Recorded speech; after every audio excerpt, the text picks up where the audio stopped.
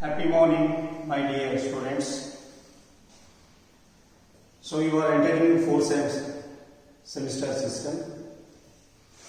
Today, I will take a part of embryology in this syllabus. My topic is study of frog embryology and study of chick embryology. Frog embryology as well as chick embryology. So you know that definition of embryology. Embryology means the formation of an embryo from the earliest stage, that is called as gametes. Anyway, today we can discuss the frog embryology. Under the frog embryology having number of eggs. Number one is egg of frog, I mean the structure of frog egg. The second one is called as cleavage. The third one is called as blastula. The next one is called the gastrula. Then fifth one is called notogenesis. And sixth one is called as neurogenesis. Okay, now I will start the structure of frog egg. Generally in the examination they will ask 5 marks questions. What is the question? Which type of question they may be asked? Describe with neat label diagram the structure of frog egg. The structure of frog egg. Okay, now what are the agenda are there in the frog egg for the study? Number one is spherical regarding shape. Second one is called moderately telolocytal. And third one is called egg membranes. The fourth one is called ooplasm. The fifth one is called the non-pleotic. And sixth one is called as pores. Clear? So I will repeat. The first one is spherical. Don't forget in the examination. Spherical, moderately telolocytal, egg membranes, I will tell you. Ooplasm, non-pleotic. The last one is called as pores. The first one is spherical. Spherical means that is the shape of the egg. Generally, the shape of the egg is spherical in its shape. Okay, now for example, you take in case of the chick egg, where the egg is elliptical in shape. Now here in case of the frog, it is a spherical shape. The egg of the frog is also called as female gamete or ovum. It is haploid in nature. Regarding the diameter of the egg is about 1.5 to 2 mm in diameter. I will repeat, 1.5 to 2 mm in diameter. That is the end of the spherical shape of the egg. The second one is moderately telolocytal. This is 2 more questions. Which type of frog can be called as? So you can directly call as it is a moderately telolocytal. Okay, now here moderately telolocytal having 2 meaning. The moderately shows the amount of yolk. Now here, depending upon amount of yolk, their egg are classified into number of types. Arecytal, isorecytal, then mesorecital and megarecytal. But here, in case of the frog having mesorecital, having moderate amount of egg, that is called moderately. Telolocytal, that is what is called distribution of yolk. Where the egg, the yolk is exactly present in the egg. Now here, in case of frog, it is situated at one end of the egg that is called as vegetal coat, and that kind of egg is called as telodactyl. That means the frog egg is generally called as moderately telodactyl. It carries 2 marks. Okay, now, so what is the egg membranes? Egg membrane means the egg is protected by a set of membranes. It is only for the protection to the egg. That egg membrane is also called as feutal membranes. The egg membrane is also called as feutal membrane. The egg membranes are classified into 3 types based on the origin of membranes: primary membrane, secondary membrane, and tertiary membrane. The primary membrane generally derived from the ooplasm of the egg. For example, you take plasma membrane and vitelline membrane. Plasma membrane and vitelline membrane, they are generally called as primary membranes. Secondary membrane is called chorea, that is not there in case of the frog. Just you forget about the secondary membrane. It is also derived from the follicles of the egg. Whereas tertiary membrane called as, it is generally derived from the oviduct. It is derived from the oviduct. For example, you take albumen, the shell membrane, but here in case of the frog, we can find what is called the jelly coats. Okay, how many membranes are present? There are 3 types of membranes are present in case of the frog. One is called as the plasma membrane. Just below the plasma membrane having vitelline membrane. The vitelline membrane is made up of mucopolysaccharide and protein. And the next one is the outermost layer of the egg is called as jelly coat. It is a tertiary membrane.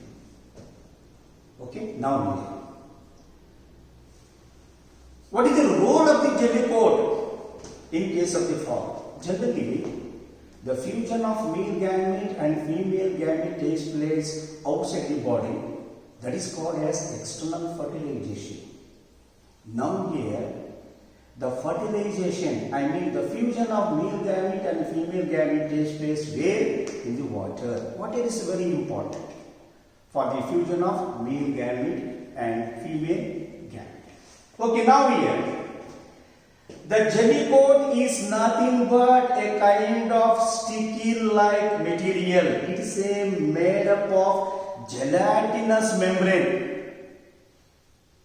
Okay, it is made up of gelatinous membrane. It is also made up of polysaccharide and protein. It is made up of polysaccharide and protein. Okay, now here, this jelly coat performing many functions. It is also carries 2 more questions. What is jelly coat? What is the role of jelly coat during the fertilization? Okay, now here the jelly coat is one. It is a outermost layer of the frog egg. It is a gelatinous in nature or sticky in nature. It is made up of different kind of components. Okay, now here, after the fertilization, this single layer jelly coat transform into 3 layers: outer layer, middle layer, and inner layer. Now here, soon after fertilization, the egg directly or immediately released into the water. Now here, the jelly coat having a kind of important property, what is called embyasis. That is a intaking of water. Now generally, The diameter of the egg is about 2 meter, 2 mm. Just imagine. Now here, after the intaking of water, it is almost become double, that is 4 mm. So after the fertilization, we can find the jelly coat is made up of 3 layers: outer layer, middle layer and inner layer. Okay, now here, this jelly coat is act like a kind of water jacket. Okay, now here it performs many functions. What you call? Generally, what happens in case of the frog, the egg is not merged into the water. It is floating on the surface of the water. That is called as buoyancy. Just remember, the main function of the jelly coat is act like a buoyancy. That is a floating of the egg. What do you call the floating of the egg? Second one, that jelly coat is a sticky in nature. That is why all the eggs, whatever the eggs are released into the water, all the eggs, they are attached to each other to form a kind of groups, because it is a sticky in nature. And third one, now here, the predator cannot attack to the frog egg because it emits a kind of distasteful smell. The fourth one is that jelly coat during the development, it is always focusing the sunlight. The light is very important for the growth of the embryo. Okay. The next one, it gives the protection from external shock and injuries because it has a kind of water jacket, and it prevents the infection from the fungus. So these are the functions carried by the jelly coat. Okay, you can write according to the marks. Suppose they will ask 5 marks question, just straight away you can go for the outermost layer is called as the jelly coat. The next layer is called the plasma membrane. Just below the plasma membrane there is called a vital element. That is more than enough. If the mass is more 10 mass, we can write the detailed structure of the jelly coat. That's all. Okay, now that is called egg membranes. Okay, I will repeat. What are the egg membranes are present in case of the frog? Jelly coat, plasma membrane and vital membrane. Okay, now here the plasma membrane, that means the egg is just like a resemble to the typical cell. There is no any difference at all. Whatever the things are there in the typical cell, the same structure can be seen in case of the frog. Okay, now here I've written what is called vitelline membrane. Okay, now here during fertilization, the vitelline membrane becomes thicker because after they became thickness, that vitelline membrane is called as fertilization membrane.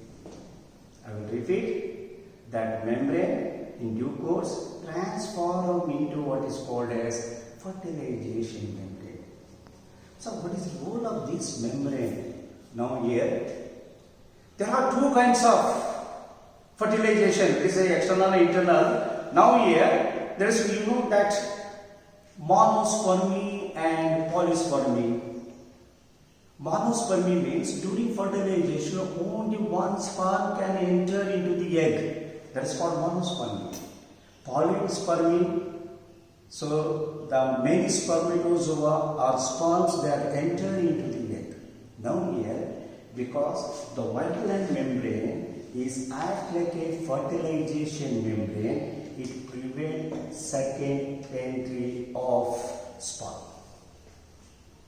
Is it clear? Okay, now here the vitelline membrane plays an important role during the fertilization. After the fertilization, that vitelline membrane transforms into what is called fertilization membrane. It prevents the second entry of spermatozoa or sperm. Clear? Okay, now I am entering inside.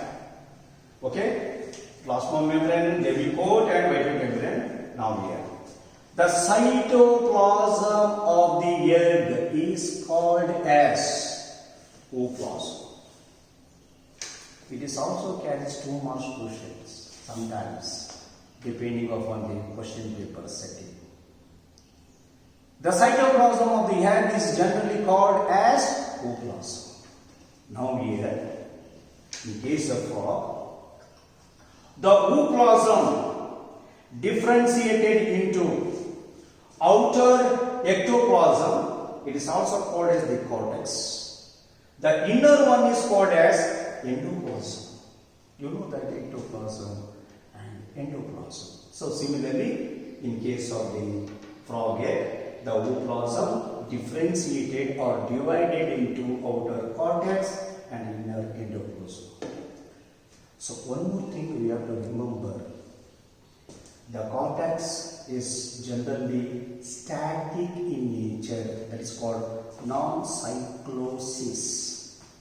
I will repeat, non-cyclosis.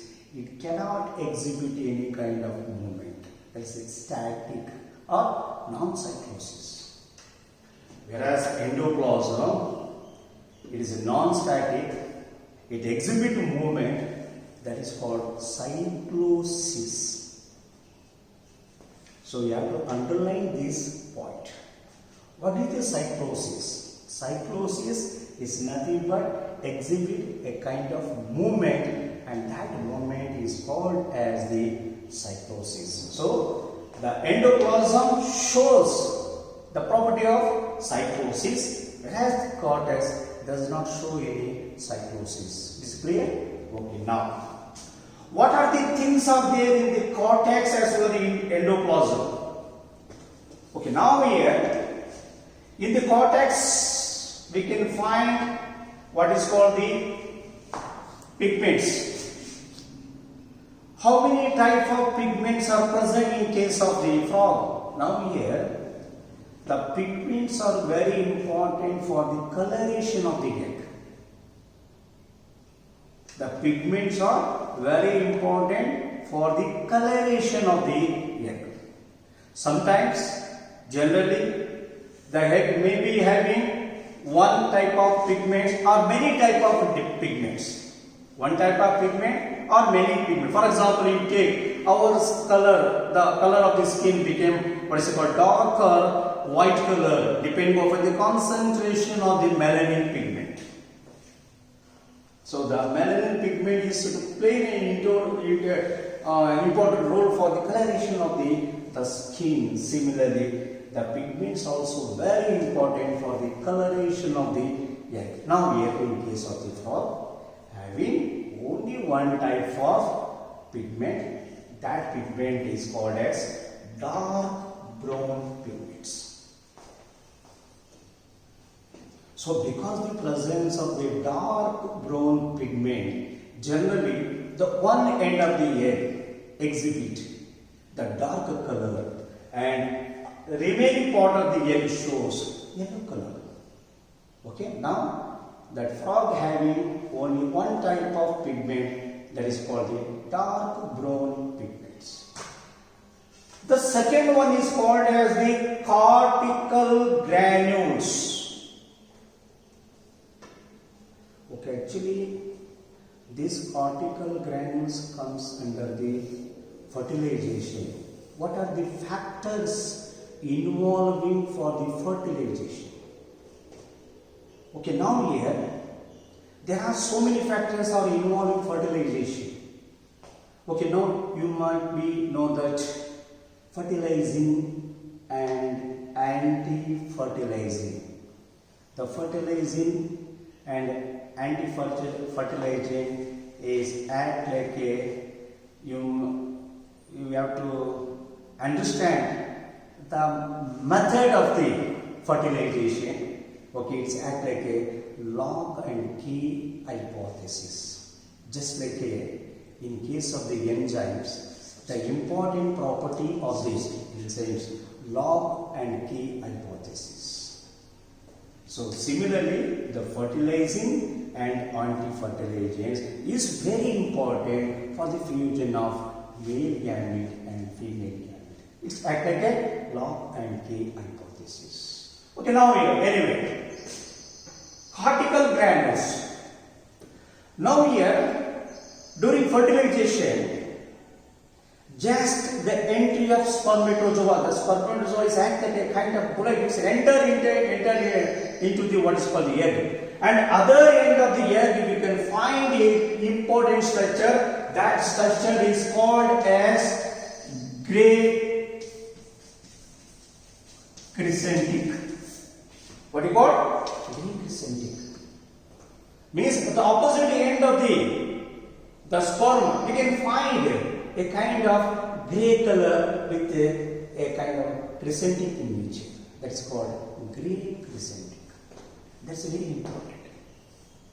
So, what is a gray crescent? It is a kind of organizer. Suppose during the developmental stages, when gray crescent removed from the egg cannot grow. Okay, it's act like a kind of what is called the organizer. The gray. What is gray crescent? One is called, it is act like organizer, and second one, it shows the dorsal side of the animal. Okay, what is the role? One is, it is act like a organizer, and second one is called as it is act like a, what do you call? What do you call? It is act like a, one is called the organizer. I already told you. One is the organizer, and second one, it shows the dorsal side of the animal. That's very important.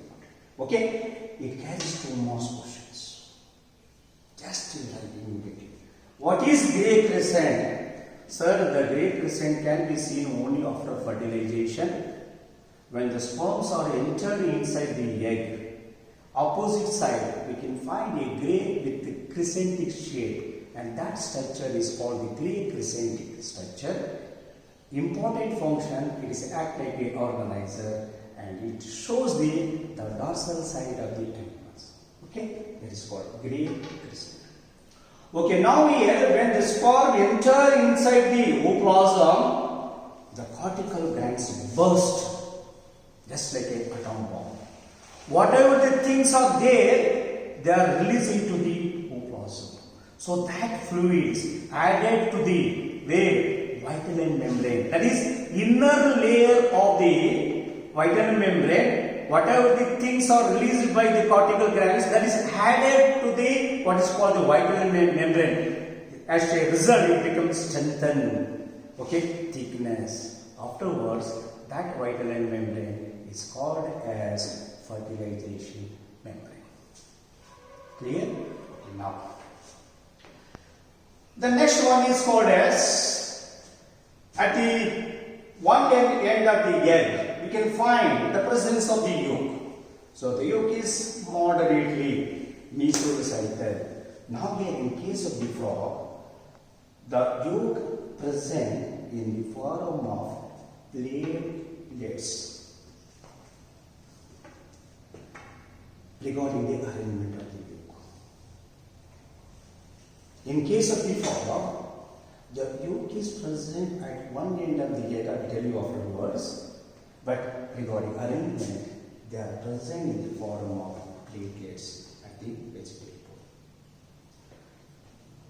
The next one is the frog egg, generally called as, now here, non-pleoidic, that means without shell. If the egg having shell, it is called as pleoidic. If it is absent, it is called non-pleoidic. It is also carries 2 mass questions. Because in frog egg having different types of question, almost all question carry 2 mass questions. Okay, what is pleoidic or non-pleoidic? With shell, without shell. Now here, in case of the frog, the shell is, that means calcareous shell is totally absent. It can be seen in case of the allied animals. So now here in case of the frog is generally called as non-pleoidic.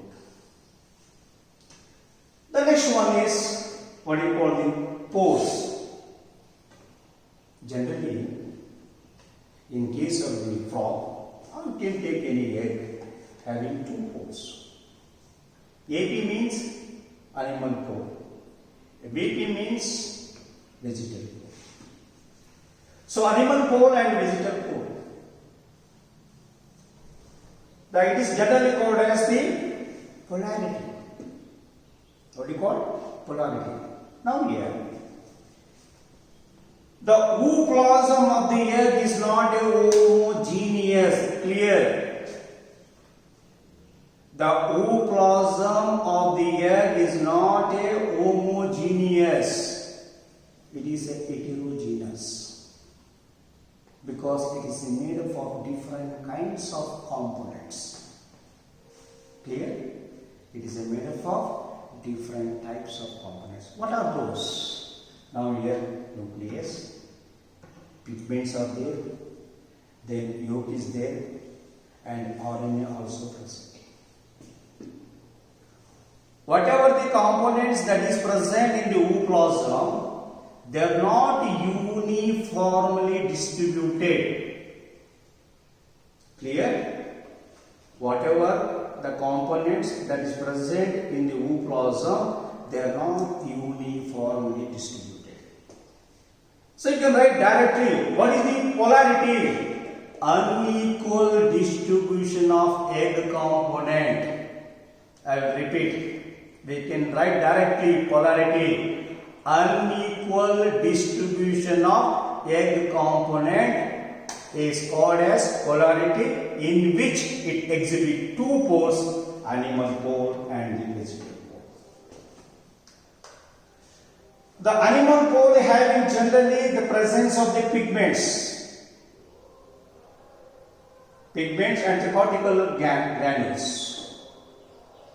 Of course, having a nucleus. Now here the vegetal pore having what is called the yolk. Clear? What is a pore? Every egg having two pores, animal pore and vegetal pore, totally is called as polarity. What is the polarity? Unequal distribution of egg component creating pores. Unequal distribution of egg component creating pores. That is called animal pore and the vegetal pore. We can write any way. You can start from the animal pore and the vegetal pore, but the point should be covered. These are the main points you have to cover. It is called the agenda of the frog egg. Okay? This is called the describe the structure of the frog egg.